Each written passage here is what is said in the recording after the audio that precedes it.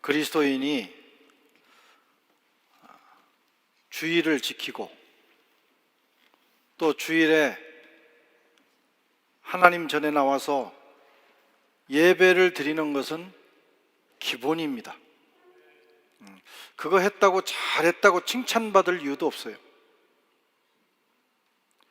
요즘은 주일을 지키지 않고 예배를 드리지 않고도 떳떳한 그리스도인들이 있습니다.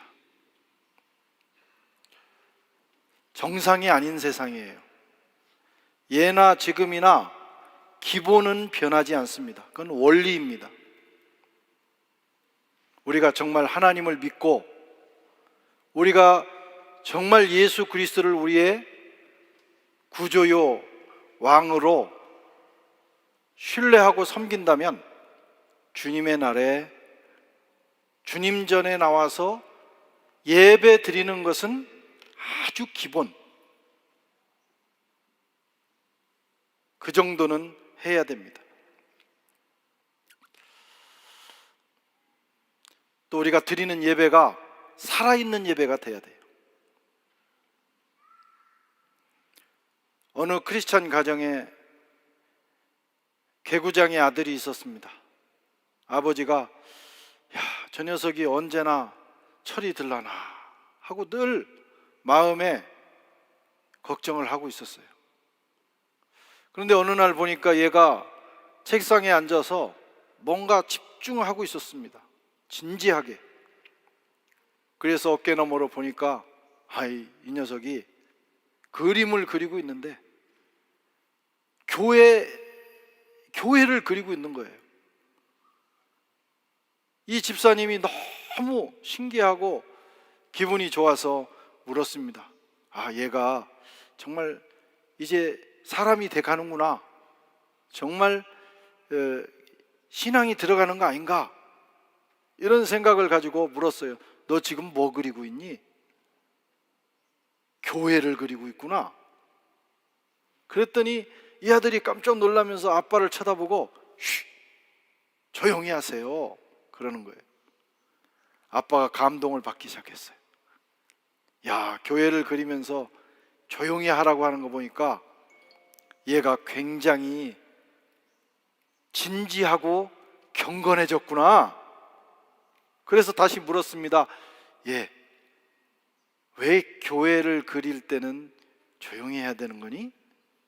그랬더니 이 아들이 대답하기를, 아빠, 사람들이 예배 드리다가 아빠가 큰 소리로 말하면 잠에서 깨나잖아요. 이 아이의 생각 속에는 교회는 지루한 곳, 예배는 어른애야 할 것 없이 졸거나 자는 곳, 아마 그렇게 생각을 했던 것 같습니다. 살아있는 예배가 아니죠. 여러분의 예배는 어떻습니까?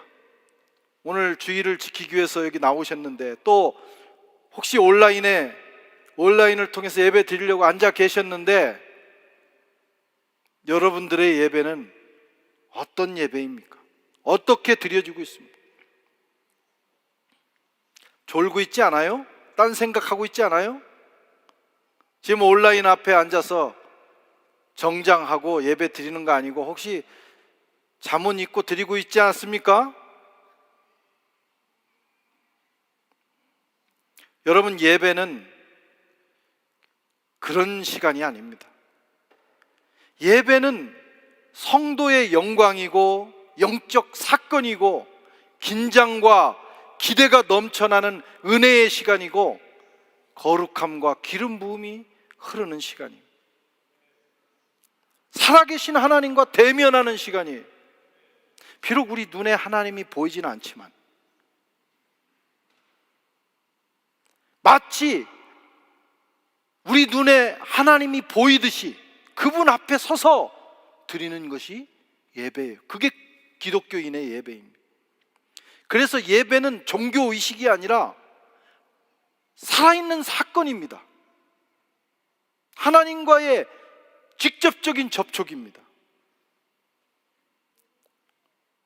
월드컵 결승을 볼 때 막 긴장하고 그 골 하나가 터지면 환호성을 지르고, 혹시 우리 선수가 똥볼을 차면 단식이 터져 나오는 것처럼 예배는 그런 긴장과 기대, 그런 감정을 가지고 드려야 되는 거예요. 왜?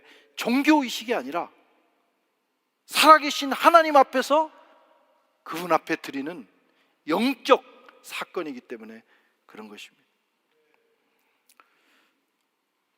오늘 본문은 예배에 대한 말씀이에요. 아브라함의 예배, 아브라함과 다윗의 자손 예수 그리스도의 세계라. 신약을 열어보면 첫 말씀입니다. 아브라함과 다윗의 자손 예수 그리스도. 그만큼 아브라함은 성경의 중요한 존재입니다. 그 아브라함의 삶에 있어서 가장 중요했던 사건 중에 하나가, 클라이막스가 뭐냐? 오늘 본문에 나타난 예배 사건입니다. 이 사건으로 아브라함의 인생은 완전히 달라졌고요, 이 예배가 드려진 현장에 예루살렘 성전이 세워졌고, 바로 거기서 예수 그리스도께서 바로 그 현장에서 자신을 영적 제물로 드리시게 됩니다.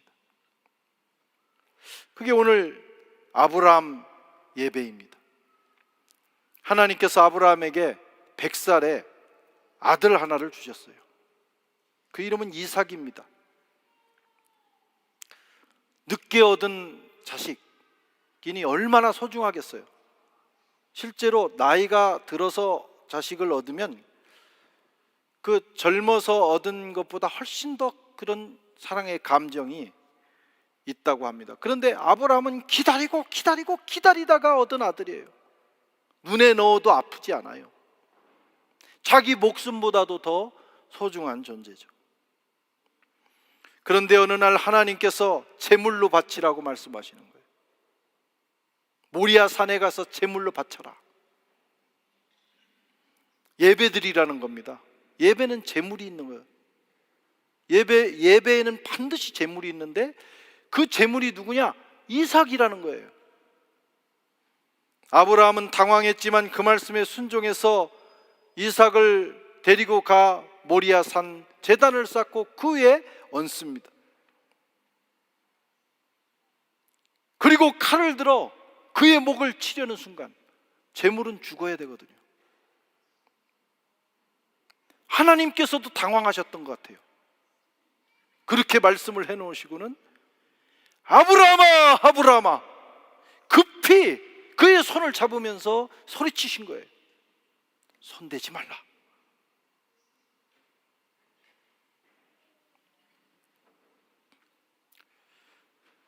여러분, 이 순간에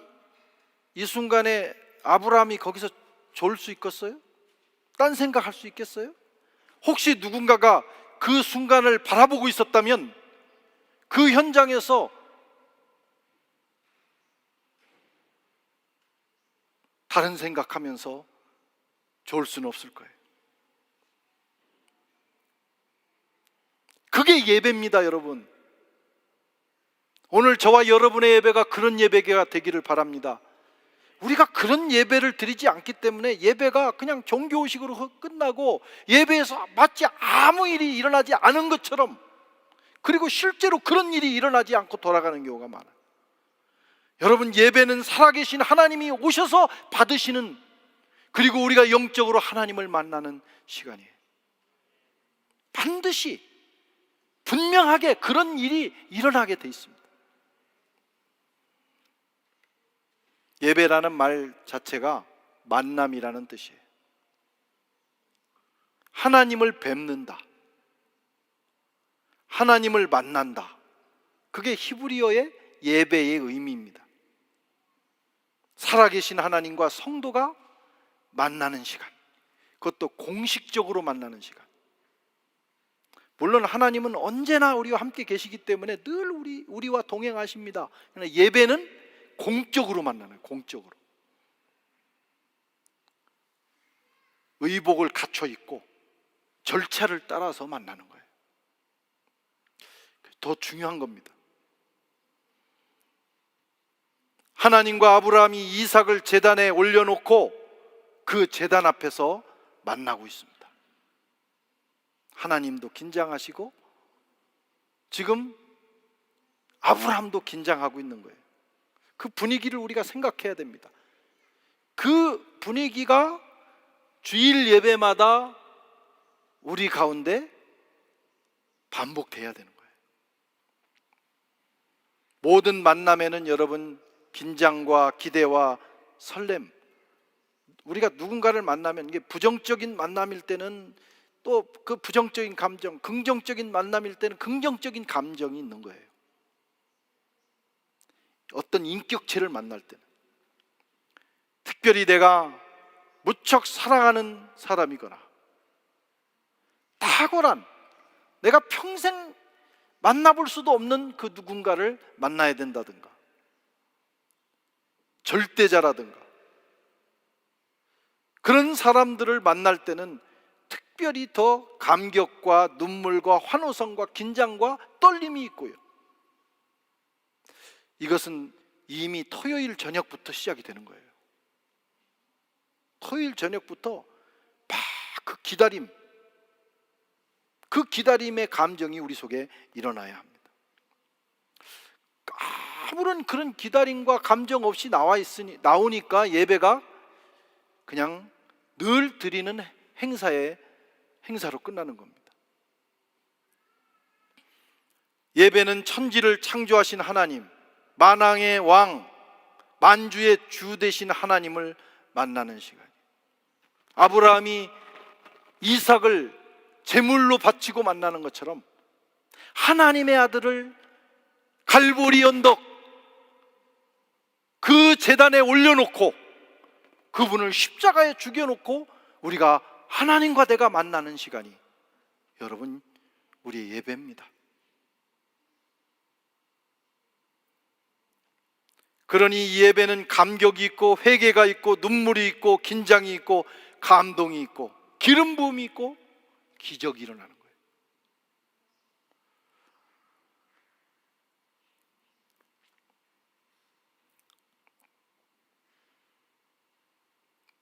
예배는 최상의 것을 드리는 시간이에요. 워십이라고 해요. 영어로 가치라는 말과 드린다는 의미의 합성어라고 합니다. 최고의 가치를 하나님 앞에 드리는 거예요. 왜? 하나님이 최고의 존재이기 때문에. 우리가 어떤 대상에게 선물을 할 때 그 대상의 그 격에 맞게 우리가 선물을 합니다. 내가 최상의 것을, 가장 가치 있는 것을 누군가에게 준다는 건 그가 내 생애에 있어서 가장 가치 있는 존재라는 의미예요. 예배가 뭐냐? 하나님의 그 존재를 인정하면서 내가 가진 최고의 것을, 그것이 유형의 것이든 무형의 것이든 내 마음이든 믿음이든 감정이든지 아니면은 물질이든지 뭐든지 최고의 것을 하나님 앞에 드리는 거예요. 그게 예배입니다. 왜냐하면 그분은 그런 예배를 받으시기에 합당하시기 때문이에요. 요한계시록 5장 12절에 큰 음성으로 이르되 죽임을 당하신 어린 양은 능력과 부와 지혜와 힘과 존귀와 영광과 찬송을 받으시기에 합당하도다. 하늘에서 들리는 음성입니다. 아브라함에게 있어서 최고의 가치는 두말할 것 없이 이삭이에요. 아브라함은 이삭 외에는 보이는 게 없어요. 자기 목숨보다도 더 소중했어요. 그런데 하나님은 그 이삭을 바쳐서 하나님을 예배하라고 말씀하는 거예요. 여러분, 그게 예배입니다. 여러분의 예배는 어떻게 드려지고 있습니까? 여러분의 이삭을 하나님 앞에 바치고 있습니까? 여러분의 시간에 이삭을 바치고 있어요? 건강에 이삭을 바치고 있어요? 마음에 이삭을 바치고 있어요? 내게 가장 중요한 알토란 같은 시간, 알토란 같은 것들을 하나님 앞에 내놓을 때 그게 진짜 예배가 되는 거예요. 하나님은 왜 아브라함을 이렇게 부르셨을까?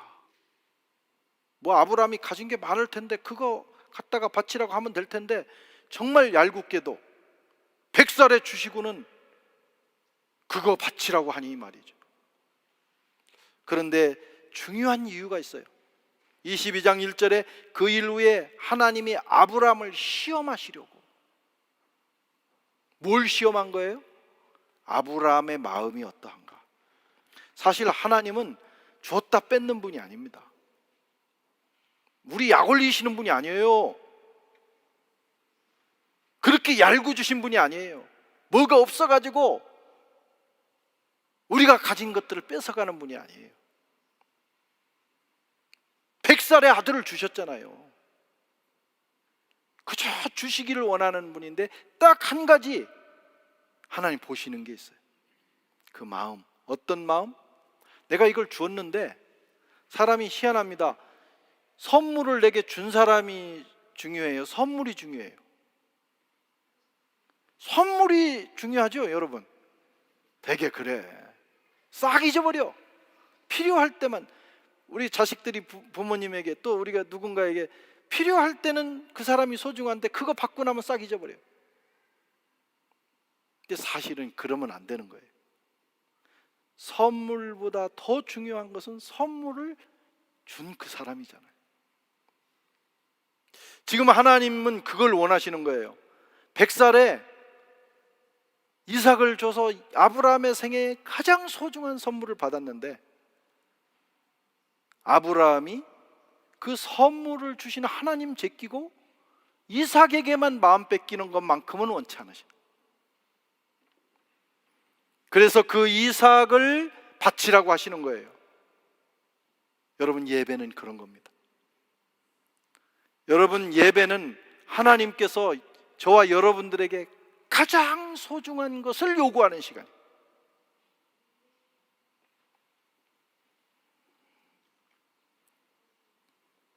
가장 귀한 것,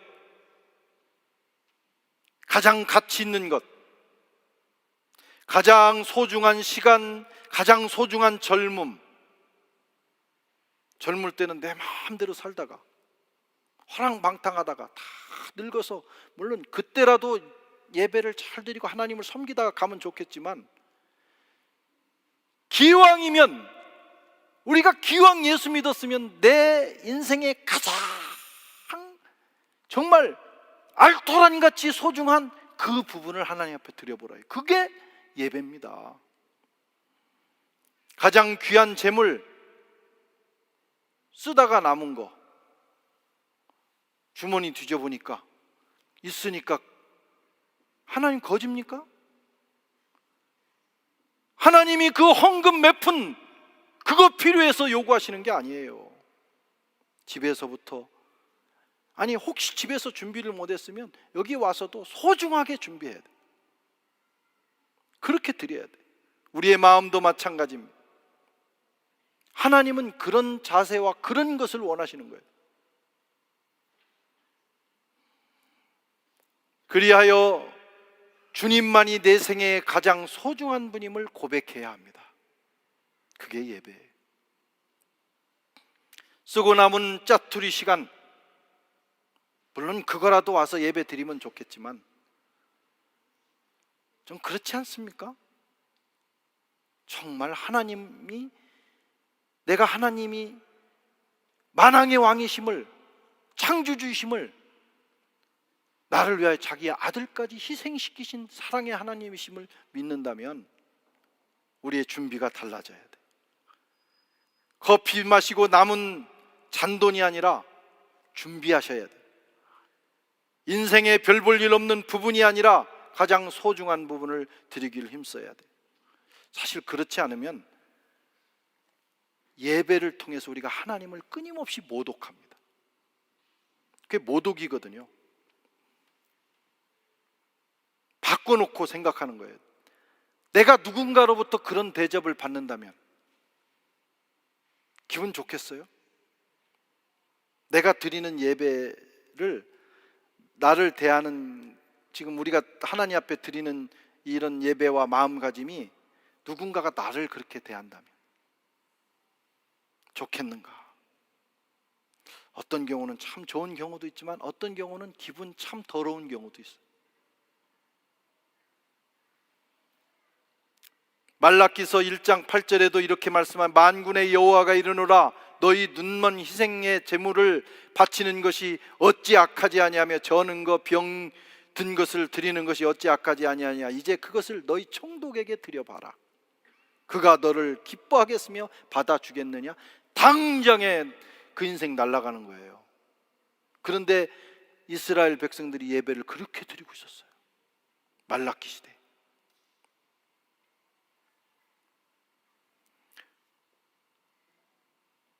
저와 여러분의 예배가 변화되기를 바랍니다. 여러분, 이건 심각하게 생각을 해야, 내가 정말 하나님을 믿는다면, 그분을 인격적으로 인정한다면 우리의 예배가 바뀌어야 합니다. 최상의 것, 내 인생의 최상의 것을 드리기를 힘써야 돼요.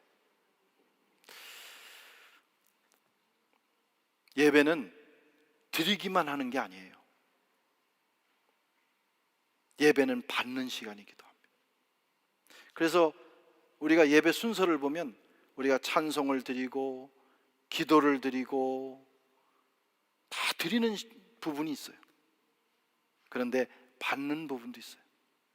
우리의 찬양과 우리의 예물과 우리의 마음을 받으신 하나님께서 우리에게 말씀을 주십니다. 말씀을 받아서 영적으로 살고 또 일주일을 살아가는 거예요. 축도를 받습니다. 축복을 선언하는 거예요. 그러니까 예배 안에는 드리는 요소와 받는 요소가 공존합니다. 하나님께서 아브라함의 예배를 받으신 거예요. 그리고 이삭 대신에 다른 제물을 준비하셨어요. 그리고 놀라운 말씀을 합니다. 16절 17절 같이 한번 읽어보겠습니다. 이르시되 여호와께서 이르시기를 내가 나를 가리켜 맹세하노니 내가 이같이 행하여 내 아들 독자까지도 아끼지 아니하였은즉 내가 내게 큰 복을 주고 내 씨가 크게 번성하여 하늘의 별과 같고 바다의 모래와 같게 하리니 내 씨가 그 대적의 성문을 차지하리라.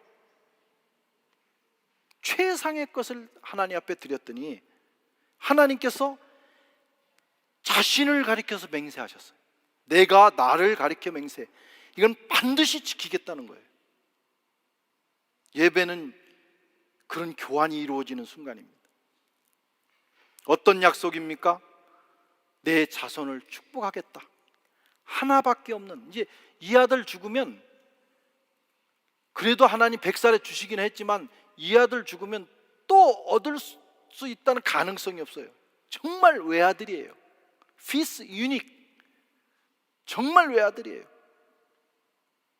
그런데 그 아들 바쳤더니 하나님께서 하늘의 별과 같고 바닷가의 모래알 같은 자손을 주겠다.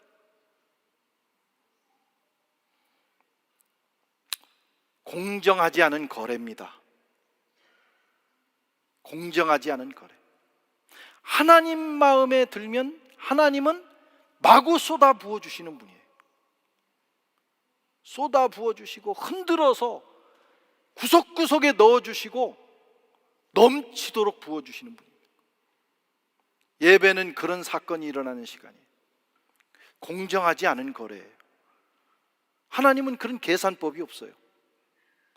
우리 마음을 보시고 그 마음에 합하면 하나님이 우리의 인생을 무진장 축복해 주시는 거예요. 하늘의 별과 같고 바다의 모래 같은 아들 자신만 주시는 게 아니라 실제 그렇게 주셨습니다. 그런데 그걸로 끝나는 게 아니라 그 자손 가운데 그리스도가 오실 것을 말씀하셨어요. 여러분, 그리스도는 하나님의 독생자입니다. 지금 독생자끼리 맞바꾸는 거예요. 그런데 전혀 가치가 달라요. 이삭을 바친 아브라함에게 하나님은 자신의 아들을 주셨습니다. 갈라디아서 3장 16절에 이 약속들은 아브라함과 그 자손에게 하신 것인데 여럿을 가리켜 자손들이라 하지 아니하고 오직 한 사람을 가리켜 내 자손이라 하였으니 곧 그리스도라. 실제로 하나님은 자기 독생자를 아브라함의 후손으로 주셨습니다. 그리고 내 씨가 대적 성문을 얻으리라. 이것은 왕족이 되겠다는 거예요. 전쟁의 승리를 주시겠다는 거예요. 로얄 패밀리를 만들어 주시겠다는 거예요. 아브라함은 왕이고 그 이후로 모든 왕이 아브라함을 통해서 태어납니다. 그러다가 만왕의 왕이신 그리스도가 오셨어요. 여러분, 예배는 축복의 시간입니다. 제가 마지막 축도를 하잖아요. 축도라고 하는데 원래는 베네딕시옹, 하나님께 축복을 달라고 기도하는 축복 기도가 아니고 축도, 하나님이 이미 결정하신 거예요. 예배를 드리고 돌아가는 이들에게 하나님이 복을 결정하셨어요. 목사가, 구약시대는 제사장이 했지만 신약시대에는 목회자가 예배를 집례하면서 마지막 결론을 어떻게 하느냐, 베네딕시옹, 하나님이 이미 작정하시고 결정하신 그 복을 선언하는 거예요. 여러분, 그 베네딕시옹이 선언될 때 그것이 사건으로 일어납니다. 그냥 마지막 예배 순서라고 생각하면 안 돼요. 마무리하면서 하나님이 최종적으로 저와 여러분들의 영 혼육을 축복하시는 시간이에요. 아멘으로 받아야 돼요. 예배 끝나기 전에 아무리 바빠도요, 축도까지는 하고 가야 되는 거예요. 근데 그 전에 가는 사람들이 있어요. 결론 안 내리고 가는 사람들. 절대 그러면 안 됩니다. 그런데 그 하나님의 베네딕시옹은 자기의 아들을 주시는 베네딕시옹. 아들을 주시니가 그 아들과 함께 그 무엇을 주시지 않겠느냐.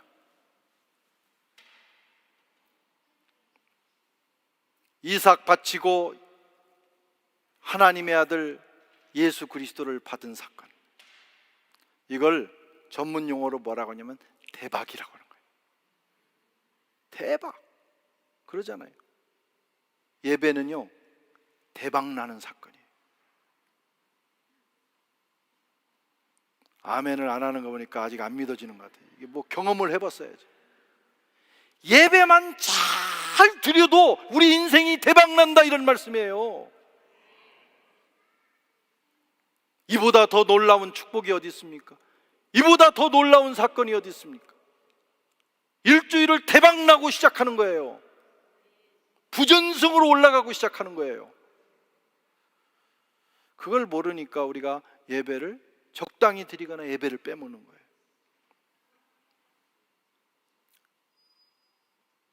여러분, 여러분의 인생이 성공하는 인생 되기를 바랍니다. 예.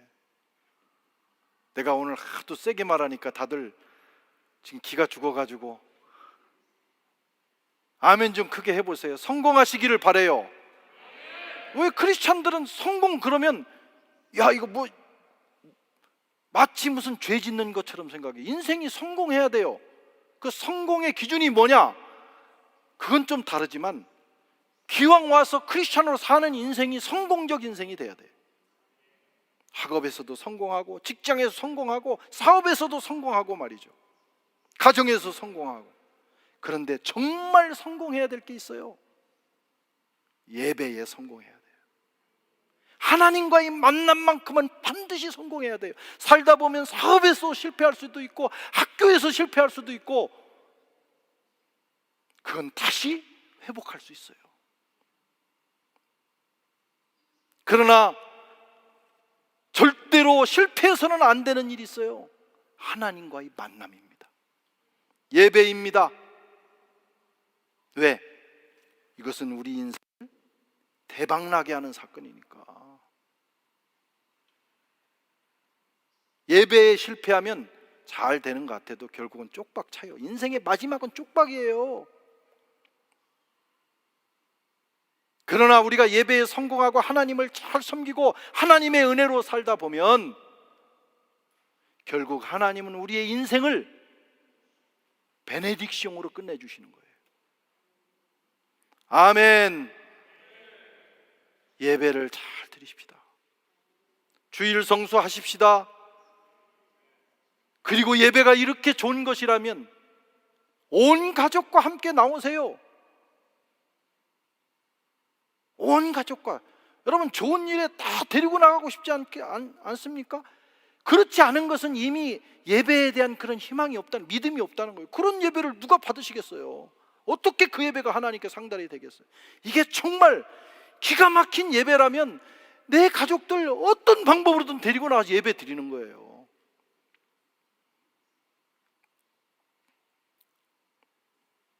대표로 나오지 마세요. 다 받아야 될 거 아닙니까? 은혜를. 아침만 되면 부부가 늘 다툽니다. 네가 가. 오늘은 네가 가. 당신이 가. 그래서 그 집안의 대표 주자만 나오는 경우도 있어요. 어느 가정이 그랬습니다. 가위바위보 해가지고 대표로 나가기도 하고 하다 보니까 나중에 부인만 대표로 나오는 거예요. 부인만. 되게 부인들이 남자들보다 훨씬, 남자들이 신앙생활을 잘하면 정말 더 깊이 하는데 대체로는 우리 여성들이 신앙생활을 잘합니다. 십자가 밑에서 다 남자들 도망갈 때 그래도 끝까지 의리 지킨 분들은 여성들이었어요. 그래가지고 이제 나중에는 부인만 자꾸 나오는 거예요. 두 사람이 죽어서 천국 앞에 서게 되었다고 합니다. 천사가 딱 보니까 부부인 거예요. 부부지요? 예, 우리 부부입니다.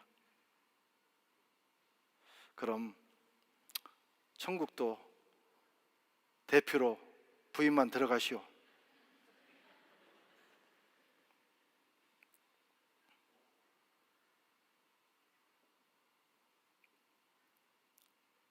마지막 날에 우리 가운데 그런 불상사를 겪는 사람이 없기를 바랍니다. 예. 우리 모두가 함께 신앙생활 잘해서 온 가족이 축복받는 삶 살다가 온 가족이 하나님 나라에, 그 즐겁고 아름다운 하나님 나라에 함께 들어가셔야 돼요. 그렇게 되기를 주의 이름으로 축원합니다. 하나님